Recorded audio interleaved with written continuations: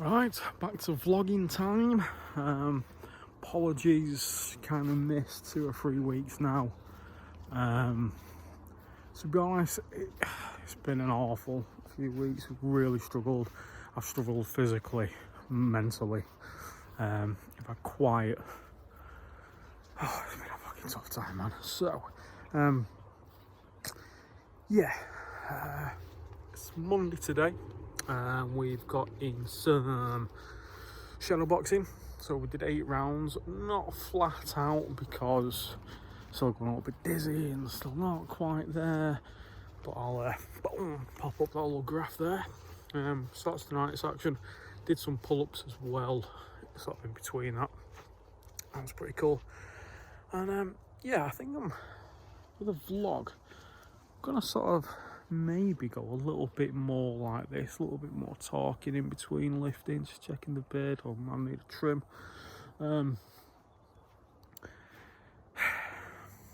Obviously I've generally gone down, I want to get fitter, Muay Thai, I want to get stronger, I want to get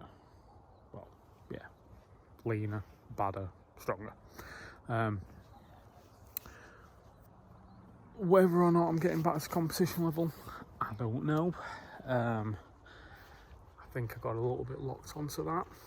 But maybe what I want to also go through is the physical and mental stuff that we see as challenges. Well, that's probably why we actually do the lifting, the fighting, whatever it is. I kind of go through that. So I think we'll try and spread it about over a few parts. And enjoy this week's vlog.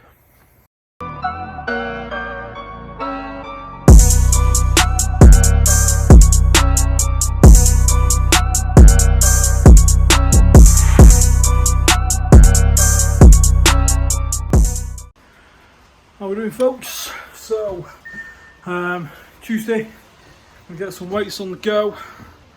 It's a beautiful day, and so I'm going to do some pause snatches now. Pretty low percent, and see how it goes. And then in between, I think like the next exercise, gonna have a little chat and maybe go over the issues rather than the legs.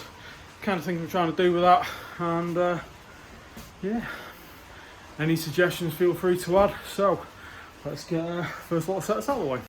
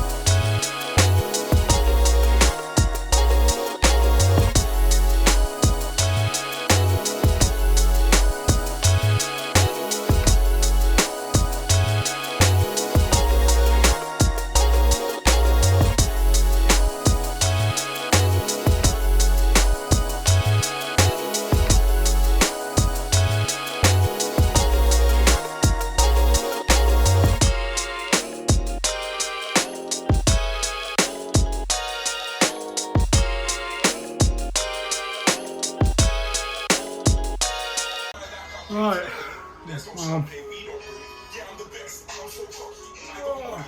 we'll pause that music. So, pause snatch is done. Went alright. We did have dislocated my finger a couple of weeks ago, snatching, because I'm like all broken.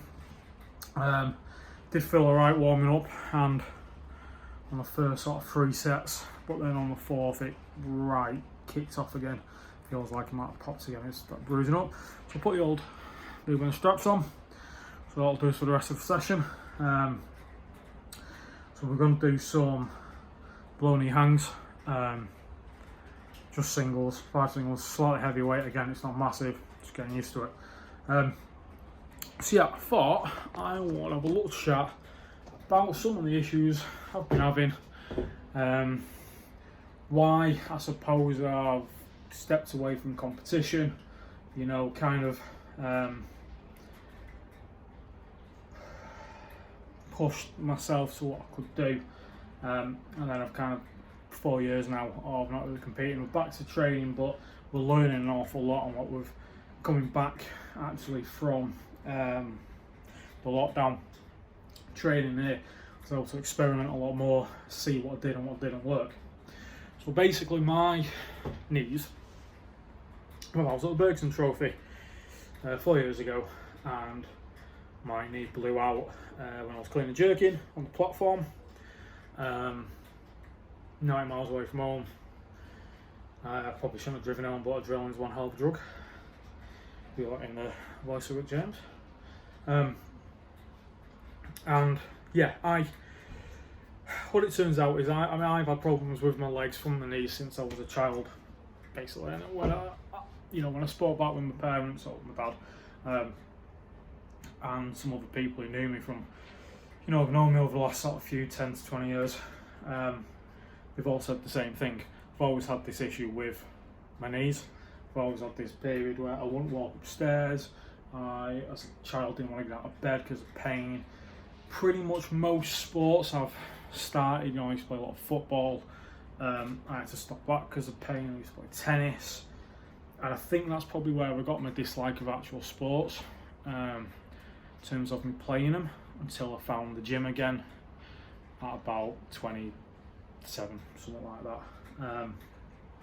What effectively was happening is I've got trochlear dysplasia, so the groove that your patella sits in is basically very shallow, so it doesn't really sit in. Then what has now MRIs and doctors and physios and what have you,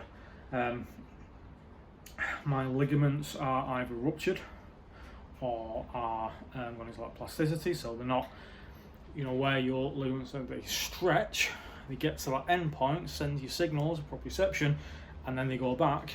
If it goes too far, that's it. It's, they can't get back to that level, they're damaged. So that is what's pretty much most of my ligaments in the knees.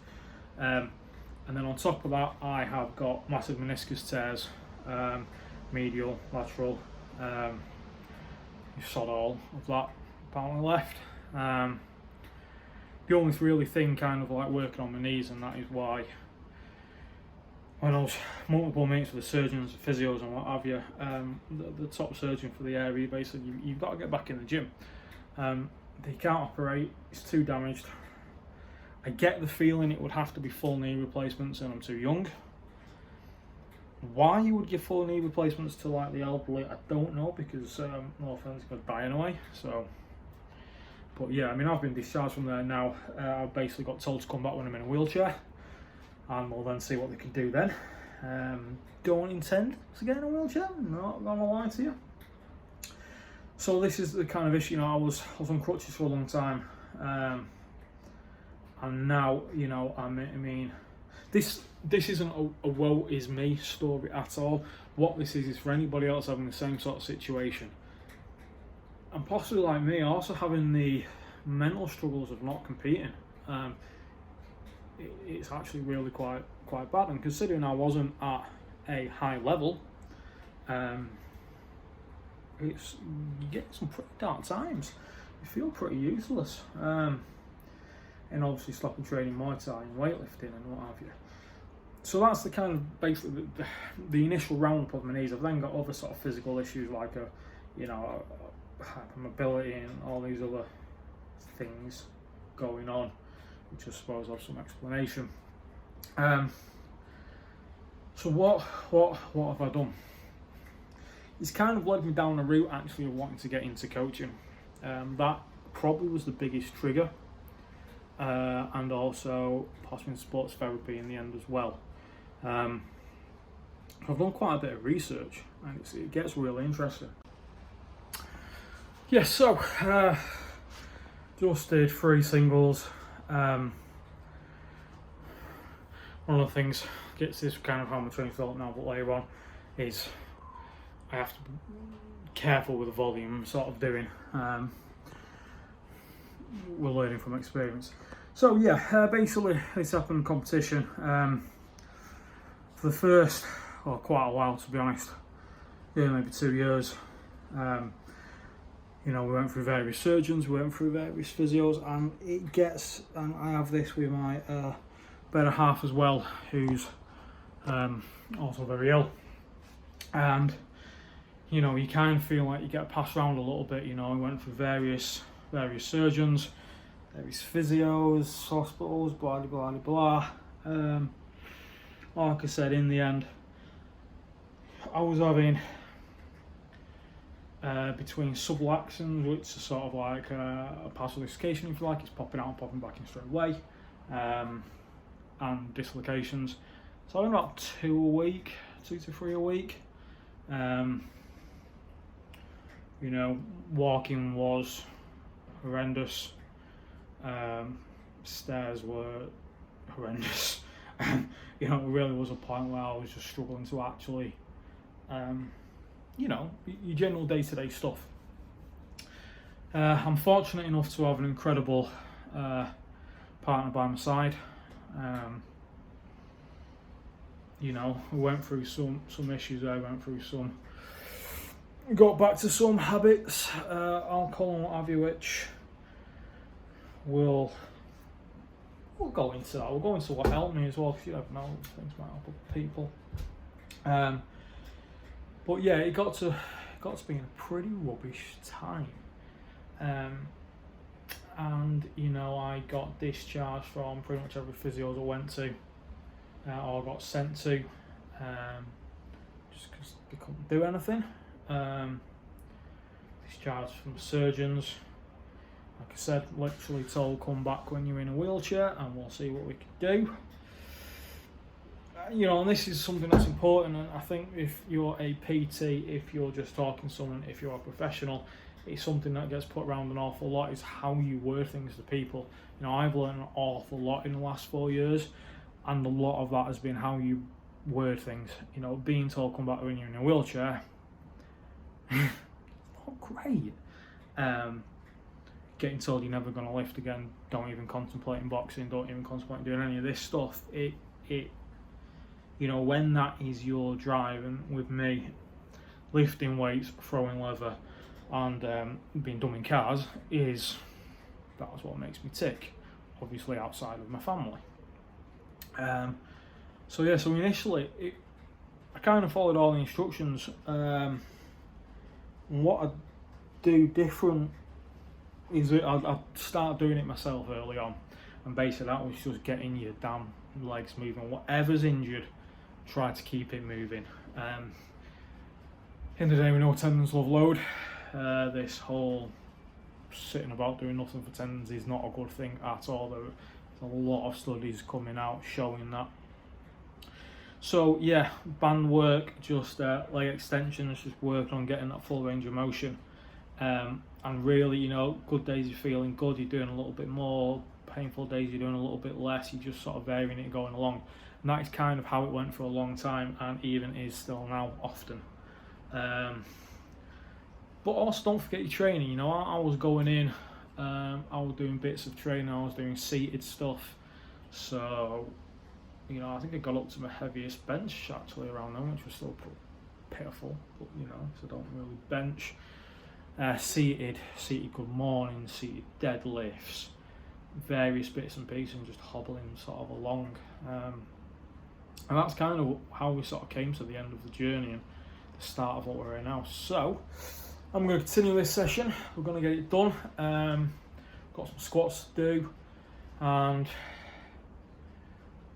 yeah, and then what we'll do, I think we'll just go over a few little bits in other vlogs, and we'll see how it goes. So like I said, this isn't a woe me. None of these is going to be, oh look at me how bad things are, because that sucks. It's a thing of let's move together, let's be fitter, let's be stronger, let's be better, and let's get after it. And it is as simple as that. Saying that enough should hopefully keep it in my memory as well. So anybody knows me, keep telling me. We don't give up. It's as simple as that. So let's carry on with the rest of the workout in a bit. So squats felt alright, pretty easy, fairly easy sort of high rep set there. We're going to build over a couple of weeks, and I have a target I would like to hit for that, which is by no means a massive weight, but for me will be a brilliant benchmark really. Before lockdown I was struggling with anything over 3 reps because of pain, so really having the weight low and building up the reps and, you know, working on building muscle. I need to build the solid muscle around those legs and pretty much all over my body, various issues, and high rep squats are very going to work. So yeah, you know, we're hitting them when we're doing the back squats once a week. We'll do some lower rep front squats as well. Obviously we've got single leg work, which will be, I think I'll probably have that showing while I'm talking about this. So we're going to do some step ups.